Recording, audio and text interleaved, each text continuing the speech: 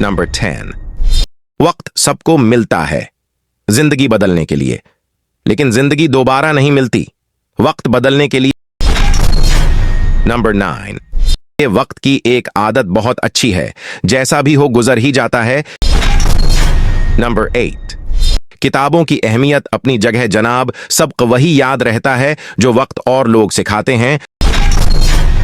Number 7, वक्त, मौसम और लोग सबकी एक सी फितरत होती है, कब कौन कहां बदल जाए पता ही नहीं चलता।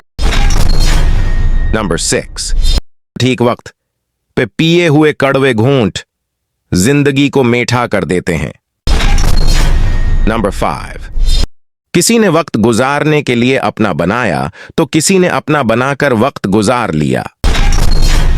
नंबर 4, वक्त तो गुजर ही जाता है, कभी भी अपनों से मिली अजियत भूली नहीं जा सकती।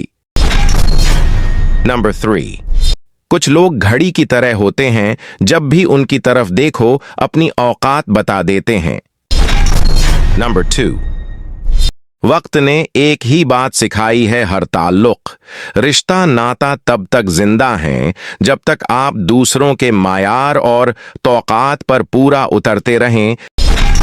नंबर 1, सारे गमों और खुशियों को भला देने वाला एक बोल, ये वक्त भी गुजर जाएगा।